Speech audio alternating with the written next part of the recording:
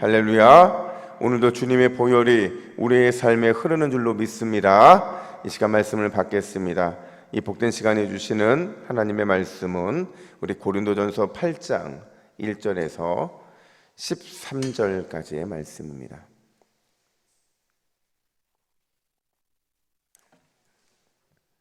신약성경 271면 고린도전서 8장 1절부터 13절 덕을 세우는 삶이라는 제목으로 오늘 말씀을 받겠습니다. 우리 1절부터 13절까지 교독해 읽겠습니다. 우상의 제물에 대하여는 우리가 다 지식이 있는 줄을 아나 지식은 교만하게 하며 사랑은 덕을 세우나니 만일 누구든지 무엇을 아는 줄로 생각하면 아직도 마땅히 알 것을 알지 못하는 것이요 또 누구든지 하나님을 사랑하면 그 사람은 하나님도 알아주시느니라. 그러므로 우상의 제물을 먹는 일에 대하여는 우리가 우상은 세상에 아무것도 아니며 또한 하나님은 한 분밖에 없는 줄 아노라. 비록 하늘에나 땅에나 신이라 불리는 자가 있어 많은 신과 많은 주가 있으나 그러나 우리에게는 한 하나님 곧 아버지가 계시니 만물이 그에게서 났고 우리도 그를 위하여 있고 또한 한 주 예수 그리스도께서 계시니 만물이 그로 말미암고 우리도 그로 말미암아 있느니라. 그러나 이 지식은 모든 사람에게 있는 것이 아니므로 어떤 이들은 지금까지 우상에 대한 습관이 있어 우상의 재물을 알고 먹는 고로 그들의 양심이 약하여지고 더러워지느니라. 음식은 우리를 하나님 앞에 세우지 못하나니 우리가 먹지 않는다고 해서 더 못 사는 것도 아니고 먹는다고 해서 더 잘 사는 것도 아니니라. 그런즉 너희의 자유가 믿음이 약한 자들에게 걸려 넘어지게 하는 것이 되지 않도록 조심하라. 지식 있는 내가 우상의 집에 앉아 먹는 것을 누구든지 보면 그 믿음이 약한 자들의 양심이 담력을 얻어 우상의 재물을 먹게 되지 않겠느냐. 그러면 내 지식으로 그 믿음이 약한 자가 멸망하나니 그는 그리스도께서 위하여 죽으신 형제라. 이같이 너희가 형제에게 죄를 지어 그 약한 양심을 상하게 하는 것이 곧 그리스도에게 죄를 짓는 것이니라. 함께 읽습니다. 그러므로 만일 음식이 내 형제를 실족하게 한다면 나는 영원히 고기를 먹지 아니하여 내 형제를 실족하지 않게 하리라. 아멘. 여러분, 어떤 문화든지요, 기독교 문화가 들어가게 되면 반드시 충돌이 일어날 수밖에 없어요. 초대교회는 특별히 갑작스러운 이 기독교의 팽창으로 인해서 새롭게 꽃이 피는 기독교 문화와 그리고 여전히 죄 가운데 있는 이 죄성의 본성에 근거한 세상의 문화가 굉장히 첨예한 갈등을 빚고 있던 시대였어요. 특별히 고린도 교회 같이 막 교회가 큰 능력을 받아서 큰 부흥을 이루는 그런 상황 같은 경우에는요, 더더욱 이 갈등이 심할 수밖에 없습니다. 근데 외부에서 느끼는 갈등보다요, 어디에서 느끼는 갈등이 더 심했느냐? 교회 내부에서 느끼는 갈등이 더 심했던 거예요. 특별히 오늘 본문을 보면 이방 신전에 바쳐졌던 제물 문제와 관련된 내용들이 언급되고 있는데요, 그 배경을 살펴보면 그래요. 당시 고린도 교회에는 이 두 종류의 사람들이 있었던 것 같아요. 이 이방 신전에 바쳤던 제물과 관련돼서 한쪽에서는 이방 신전에 바쳐졌던 제물을 먹어도 된다고 주장하는 사람들이 있었고, 반대로 또 다른 한쪽에서는 절대 먹으면 안 된다라는 주장을 했던 거죠. 이들이 이렇게 상반된 논리를 펼칠 수밖에 없었던 이유가 뭐냐면, 먹으면 된다고 주장하는 사람들은 뭐라고 얘기했느냐, 이 우상에게 바쳐졌던 고기가 꺼림직하다는 겁니다. 혹시나 이 고기 안에 자신들도 알지 못하는 사이에 좋지 못한 영적 기운이 들어있다고 한다면, 그러면 이게 반드시 문제가 발생할 수도 있다는 거예요. 또 반대로 먹어도 된다고 주장하는 사람들의 논리는 그거죠. 음식은 음식일 뿐이라는 거예요. 우리는 주님 안에서 구원을 받았기 때문에 구원받은 백성들이 우상에게 바쳐진 음식, 그 음식으로 인해서 어떤 영향도 받지 않는다. 이게 그들의 논리였던 거죠. 사실 여러분, 이게 얼마나 중요한 문제냐면요, 우리는 지금 그냥 이렇게 우리는 일반적인 삶들을 살아가지만 그 당시에 초대교회, 특별히 이방 세계 같은 경우는 시장에 나와 있는 고기의 거의 90% 이상이 신전에 바쳐졌던 고기였어요.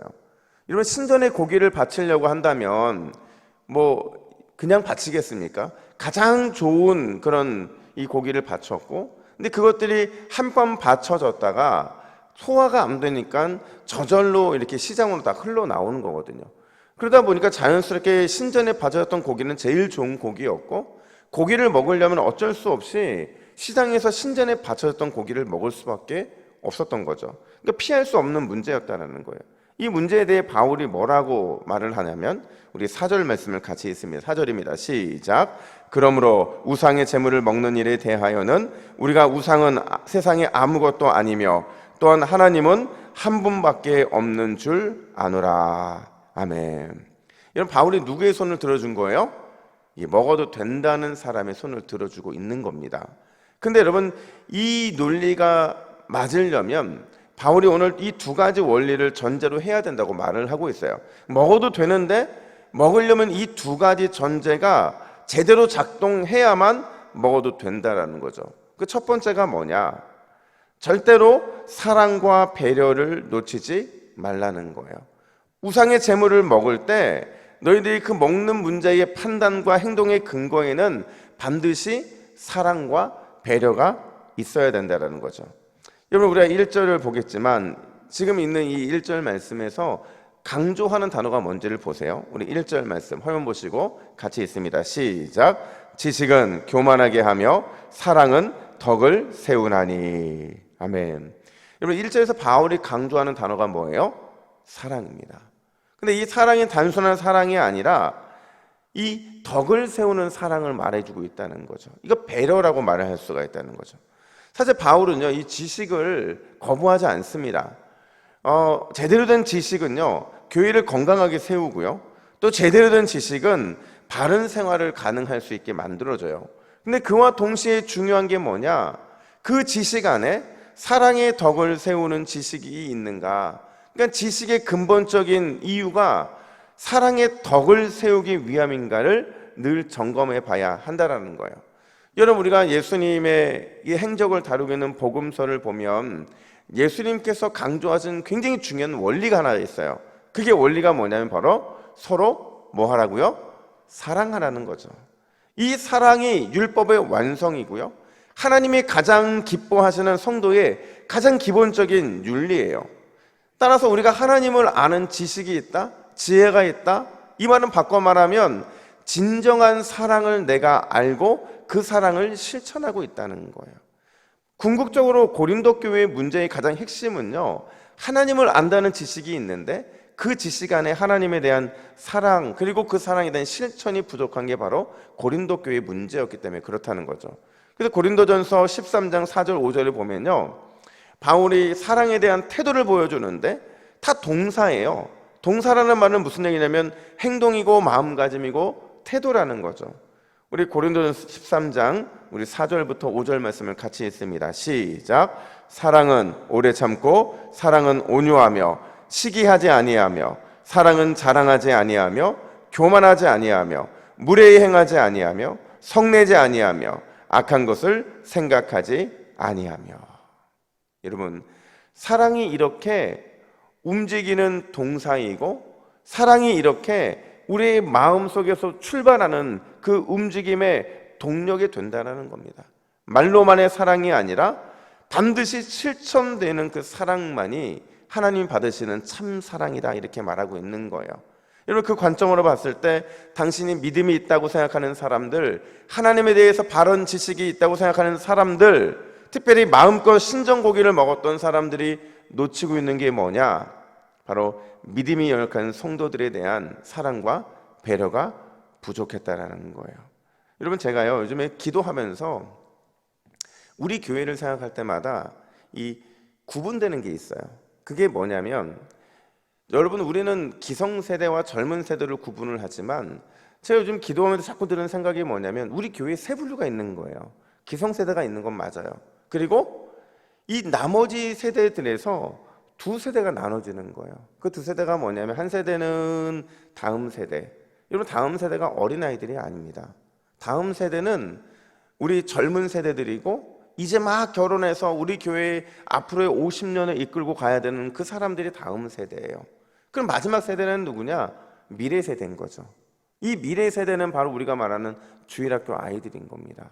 그러니까 이 세대를 생각할 때마다 제가 늘 생각하는 게 뭐냐면, 여러분, 우리는요 진짜 하나님이 부르시면 언제든지 천국 갈 준비가 돼 있는 분들이에요. 맞아요, 틀려요? 죽어도 우리 천국 갈 수 있잖아요. 근데 우리 다음 세대, 미래 세대 누가 책임질 거냐는 거죠. 우리가 그걸 책임지고 우리의 사명을 다하고 주님의 부름을 받는다고 한다면, 저는 우리 동부교회가 부산에서 이 미래에 대한 소망까지 버리지 않음으로 인해서 하나님이 우리 교회를 반드시 쓸 줄로 믿습니다. 그러려면 우리가 늘 기억해야 되는 게요, 말로만 사랑과 말로만 배려를 외치면 안 돼요. 우리의 가지고 있는 모든 기득권들과 우리가 누려오던 것들보다 그들이 누려야 될 것들에 우리의 자리를 내어주는 것, 그게 바로 사랑과 배려, 그게 바로 우리 교회에서 실천돼야 되는 그 믿음이 연약한 성도들, 믿음이 자라야 되는 다음 세대와 미래의 세대에 대한 우리의 사랑의 실천이라는 거죠. 그래서 여러분, 믿음이 연약한 성도들이 시험에 들 수 있다는 사실, 이걸 바꿔 말하면 제대로 된 사랑이 경험되어지지 않으면 누구든지 실족하고 시험에 들 수 있다는 사실을 우리는 기억을 해야 된다는 거죠. 그래서 바울은 이렇게 권면을 해요. 우리 9절 말씀을 같이 읽습니다. 시작. 그런즉 너희의 자유가 믿음이 약한 자들에게 걸려 넘어지게 하는 것이 되지 않도록 조심하라. 아멘. 뭘 하래요? 조심하래요. 이 말은 뭐냐면 경고를 하고 있는 겁니다. 여러분, 우리는 모든 것이 가능한 사람들이지만 그렇다고 모든 것이 덕을 세우는 일이 아님을 알고 있어요. 우리는 모든 것을 판단하고 행함에 있어서 반드시 서로를 사랑하라고 말씀하신 그 하나님의 사랑, 예수님의 말씀을 기억하고 여기에 덧붙여서 그래서 사랑 때문에 자신의 자유를 스스로 포기하신 그 예수님을 본받기 위해서 오늘도 달려가야 되는 줄로 믿습니다. 여러분, 반드시 기억하세요. 예수님이라면 어떻게 하셨을까? 이 기준으로 오늘도 사랑과 배려의 덕으로 승리하는 저와 여러분들 되기를 예수님의 이름으로 축복합니다. 뿐만 아니라 두 번째가 있어요. 두 번째는 뭐냐? 우리에게는 구별된 경건을 연습하는 노력이 필요하다라는 거예요. 구별된 경건. 여러분, 우리가 하나님의 말씀을 듣고 배우는 것, 또 우리가 기도를 통해서 하나님의 마음을 자꾸 깨닫기 위해서 영적인 교제를 힘쓰는 이유가 딱 하나밖에 없어요. 그 이유가 뭐냐면 하나님의 뜻을 알기 위해 우리는 말씀을 듣고 기도하는 거죠. 여러분, 그렇잖아요. 우리가 왜 기도하고 왜 말씀을 듣습니까? 하나님의 뜻과 상관된 것을 위해 달려나간다면 우리가 기도할 필요도 없고 말씀을 들을 이유도 없어요. 근데 이 말을 뒤집어 말하면 어떤 의미가 있는 거냐? 여러분, 우리가 하나님의 뜻을 알아야 되는 이유는요, 믿음이 연약한 자들이나 또 불신자들에게 하나님을 제대로 드러내기 위해서 우리는 하나님의 뜻을 알아야 돼요. 그러니까 우리가 하는 모든 신앙생활은 뭐냐면 나를 성숙하게 하는 신앙생활도 맞지만 누군가에게 하나님을 드러내기 위해서 우리는 신앙생활 하는 거예요. 그렇죠? 사실 우리나라 초기 교회 때는요, 여러분 그거 아세요? 술과 담배가 허용됐었어요. 심지어 제가 기록을 보니까 이 말씀 사경의 중간에요, 잠깐 쉬는데 왜 쉬는지 아세요?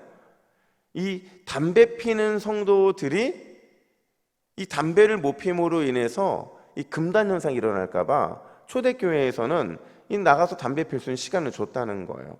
저 이 기록을 보면서 와, 대단한 초대교회다 이런 생각이 들었는데, 근데 신기한 게도요, 은혜를 받으니까 말씀과 기도로 제대로 세워지니까 그냥 교회가 스스로 절제 운동을 하게 되더라는 거죠. 그래서 그냥 저절로 하나님께서 은혜 받고 말씀과 기도에 충만하니까 교회로 하여금 세상과 다른 길을 선택하게 만들었다는 거예요. 그래서 1901년도에 보면 우리 대한예수교 장로회의 이 어떤 회의 기록에 보니까 7대 강령이라는 지침서를 발간하게 되는데 여기 7가지가 있어요. 첫 번째 예배 출석, 두 번째 주일 성수, 세 번째 부모 효도, 네 번째 일부 일처, 다섯 번째 가정 복음화, 여섯 번째 근면 성실, 마지막 7번째가 뭐예요? 금주 금연이었다는 거죠. 이게요, 처음부터 이걸 내세운 게 아니라 자연스럽게 한국 초대교회가 그렇게 세워지도록 한 거죠. 그러니까 자체적으로 구별된 경건을 연습하게 했다라는 거예요. 여러분, 아무리 좋은 것이라 할지라도, 아무리 구원과 상관없는 것이라 할지라도 세상과 구별될 경건을 연습하게 했던 게 바로 초대교회 전통이라는 거죠. 우리가 바로 그 전통을 이어받았다는 거예요. 하나님이 어떤 분인지를 내 삶을 통해서, 또 내 행동을 통해서, 내 태도를 통해서 세상에 드러내는 것, 그걸 훈련해야 하는 전통을 우리 신앙이 받고 있는 겁니다. 그럼 오늘 11절은 이렇게 말을 해요. 11절 말씀 같이 읽습니다. 시작. 그러면 내 지식으로 그 믿음이 약한 자가 멸망하나니 그는 그리스도께서 위하여 죽으신 형제라. 아멘. 여러분, 그거 아세요? 바울이 무슨 얘기할 때마다 늘 우리가 형제라는 사실을 잊지 말라, 이 얘기를 강조해 줍니다. 그래서 고린도전서에 형제라는 단어가 참 중요한 순간마다 드러나게 되는 거죠. 구별된 경건으로 우리가 빛과 소금의 역할을 감당해야 되는 이유가 뭐냐면, 그리스도께서 위하여 죽으신 형제를 우리를 통해 살리기 위함이라는 겁니다. 그러니까 나보다 누가 더 중요하다는 거예요? 형제가 중요하다는 거예요. 여러분, 놀랍게도요, 우리 주변에 보면 많은 영혼들이 이렇게 말을 해요. 내가 믿지 않는 이유가 누구 때문이라고요? 너 때문이다. 이런 얘기 많이 하거든요.